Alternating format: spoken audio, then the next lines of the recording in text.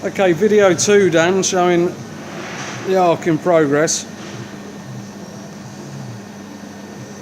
This is the interesting thing, that when the arc is being struck, operation seems relatively smooth.